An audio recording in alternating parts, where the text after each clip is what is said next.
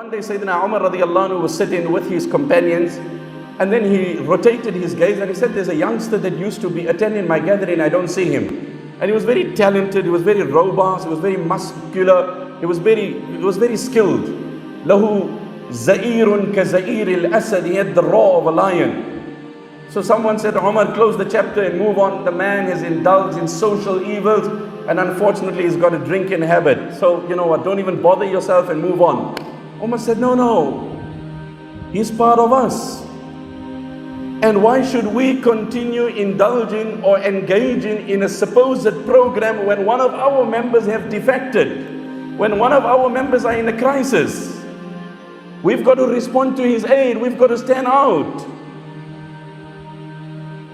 So Sayyidina Umar radiallahu anhu then gave it thought and he wrote a verse where Allah subhanahu wa ta'ala introduces himself by saying, لا يمسهم فيها نصب وما هم منها بمخرجين نبئ عبادي أني أنا الغفور الرحيم نبئ عبادي أني أنا الغفور أنا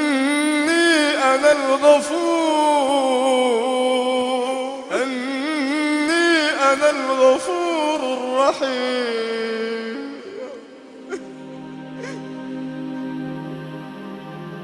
Allah is one who pardons, who accepts repentance, yet full of might and authority.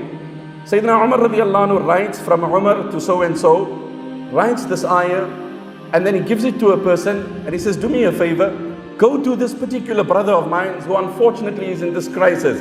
If I have to discover that so and so has fallen, that's the gossip, that's the social, it's just excitement, it's just, you know what. Sayyidina Umar halted his program, got them activated, mobilized his team, captured this in writing, tasked one person as an envoy. He said, you take this note and you go and give it to this man. But two things, you give it to him personally. If you don't meet him, you don't give it to anyone else. This is confidentiality. This is confidentiality. We need to trust and respect that. Number one.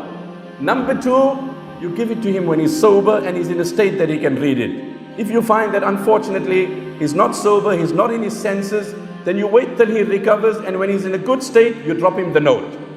The envoy takes this note, light as it is, laden with prayer and supplication, brimming with concern and worry.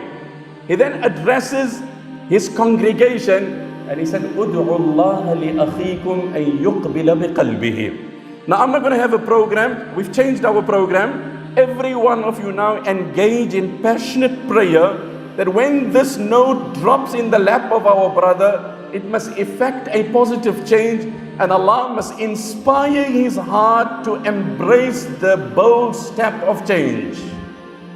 So it's just not a lousy SMS, it's just not a simple text, it's just not sending an email, it's filled with meaning.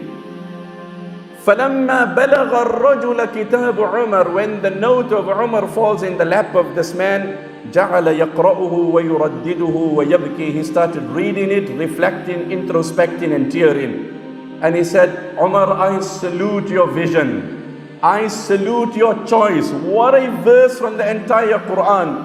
You're giving me hope and you're chastising me. You're inspiring me with a glamour of hope and you're rebuking me. نَزَعَ فَأَحْسَنَ النَّزْعَ, he then repented and became one of the most rehabilitated youth Medina had ever seen. And then Sayyidina Umar said, my lesson for today is this: إِذَا رَأَيْتُمْ أَخًا لَكُمْ زَلَّ زَلَّةً فَسَدِّدُوهُ وَوَثِّقُوهُ وَلَا تَكُونُوا أَعْوَانًا لِلشَّيْطَانِ عَلَيْهِ. That when you see your brother fall, then stand up to rescue him, save him. Let him not fall on the ground, because his fall is the collapse of the entire ummah, and rescuing him is the rescue and the deliverance of the entire ummah.